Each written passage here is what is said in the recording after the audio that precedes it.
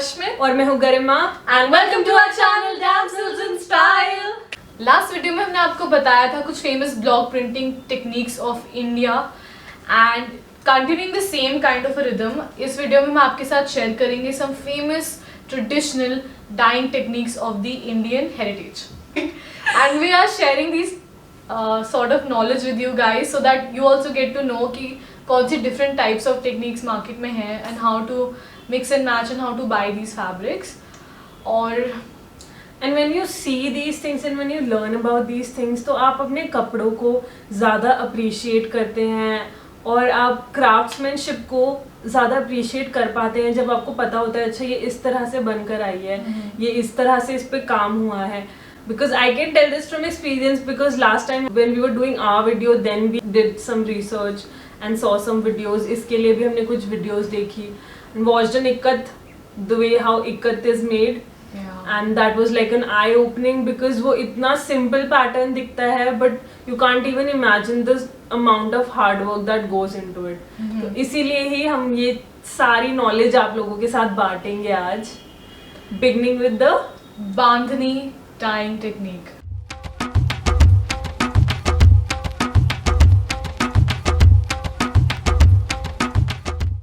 जैसा कि काफ़ी लोग जानते हैं, bandhani is a traditional tie and dye technique and it has been used in India since राजा महाराजाओं के ज़माने से. And even if you see those old paintings today you can still spot them wearing this old tie and dye fabric in those times. तो इतनी पुरानी technique है और उसमें basically they just take a fabric and wherever they don't want color they tie it really tightly, बहुत tightly उसको बांध देते हैं with a grain inside.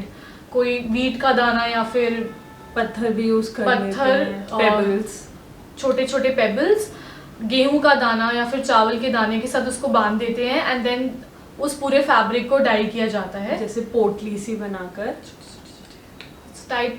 Tightly वोन और फिर पूरे फैब्रिक को डाई किया जाता है in a solution and they dye the light colours first अगर 2 कलर में चाहिए and then they go towards the darker colours.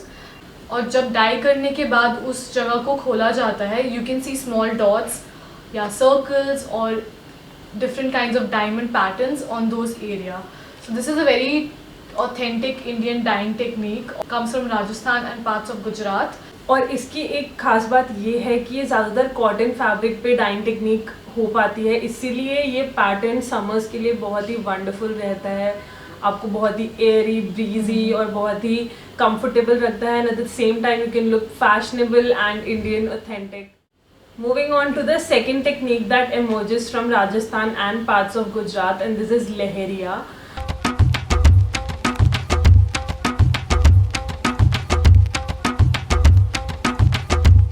Leheriya में what they do is they take a cloth piece और diagonally they fold it, and when they have folded it थोड़ा strength आ जाती है जब कपड़े में, then they start tying it with a thread, a white thread, and after that they dye it, putting it in some color solution.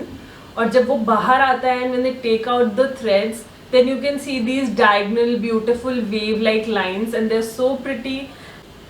And through this technique they can achieve flowy long patterns, they can also achieve chevron patterns. तो they look very beautiful and again ये summers के लिए बहुत ही अच्छा रहता है. ये भी ज़्यादातर जॉर्जेट, शिफॉन और सिल्क के कपड़ों पे होता है जो बहुत ही लाइट और समर फ्रेंडली होते हैं. So that's why you can go with this type of pattern and fabric in this summer. Also I'm sort of wearing like Leheriya today just for inspiration. Just yeah, inspiration and guidance. And इसकी एक और खास बात ये है कि only women artisans do this kind of a mostly women artisans, sorry, thank you for correcting me, mostly women artisans do this kind of a technique. So if you buy a lot of authentic Leheriya आप खरीदते हो so आप women artisans को support करते हो, so that's another way of looking at it. And we are all in for women, supporting women. Coming to the third type of dyeing technique जो कि हमारी बहुत ही फेमस है, बाटिक डाइंग टेक्निक.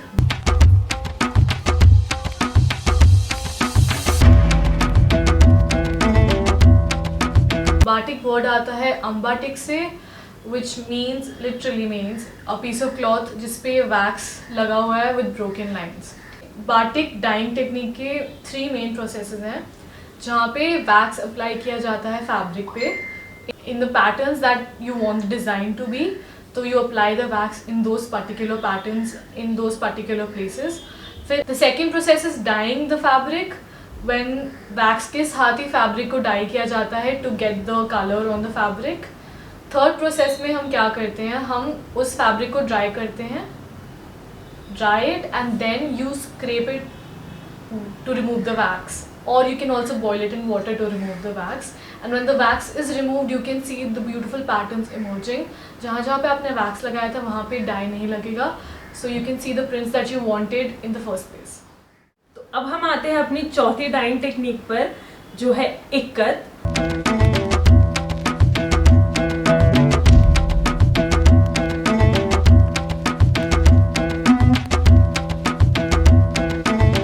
और हमने आपको अपनी फैब्रिक्स वाली वीडियो में बताया था कि हमें इक्कत पैटर्न कितना पसंद है, बट इस वीडियो पे रिसर्च करने से पहले हमें नहीं पता था कि इक्कत फैब्रिक वो प्रिंट वो पैटर्न आने के लिए इतना मेहनत लगती है, इतना काम लगता है. तो इक्कत टेक्निक में ये किया जाता है कि दे टेक अ यार्न और उस पर थ्रेड बांधा जाता है. आप समझिए कि एक एक धागे पे देर टाइम धागास, and after that when they have some amount of threads, अच्छे अमाउंट ऑफ यार्न पे थ्रेड्स बंध जाते हैं, उसके बाद they dye it, and after that when they weave it तो एक पैटर्न इमर्ज होता है. It's like they dye it in a way that when they weave it then it pattern emerges.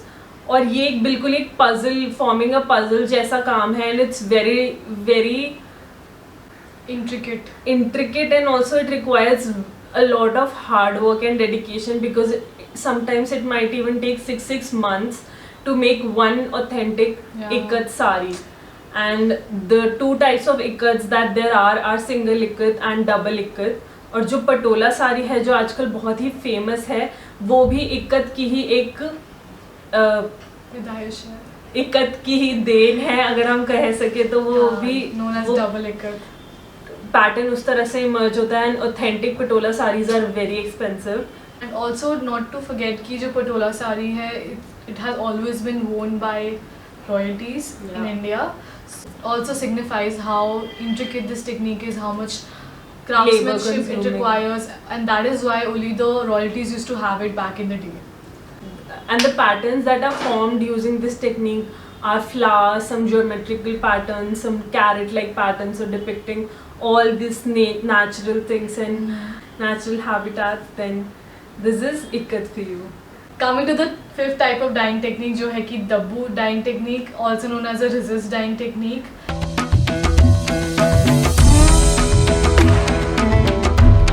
तो एसेंशली वो क्या करते हैं, वो एक फैब्रिक लेते हैं और जहाँ पे उनको पैटर्न चाहिए, जहाँ पे कलर नहीं चाहिए, वहाँ पे क्ले को या मड को छाप देते हैं, let it dry, and then they dye the whole fabric the next day when the clay is dried. So what happens is, again जहाँ पे क्ले नहीं होता वहाँ पे कलर इमर्ज करता है, और जहाँ पे क्ले होता है वहाँ पे कुछ भी नहीं होता. So this way you get a different kind of a pattern which emerges. Because this is a technique जहाँ पे काफ़ी इंट्रिकेट काम नहीं हो सकता है, इसीलिए जो पैटर्न्स इमर्ज होते हैं और जो पैटर्न्स यूज़ किए जाते हैं इस टेक्निक में are very big and not very intricate, but afterwards when they use natural dyes then it looks very authentic and very beautiful. So yeah, that's one technique. And after the color is dried up then they scrape off the clay also. So if it is authentic dabbu technique dyed fabric, तो अगर आप उसे झाड़ेंगे तो there would still be dust coming out of it. तो ये एक तरीका है जानने का कि ये सच में एक दब्बू टेक्निक से प्रिंटेड कपड़ा है. हम आशा करते हैं कि आपको ये इंफॉर्मेशन काम आए. कभी ना कभी जाइए, शॉप कीजिए, देखिए all the fabrics, but don't forget to be safe and your safety should come first. So if you don't feel like shopping, that's also okay, but this information will come handy whenever you step out to look wonderful and amazing. Make sure that you take all the precautions, and this is sort of a helpful guide for you and also for us कि अगर आप जाए तो कोई आपको बेवकूफ़ ना बना पाए. They won't be able to sell you machine made things and charge you for handmade stuff. So make sure that you have this knowledge handy. And we will see you next time. Bye.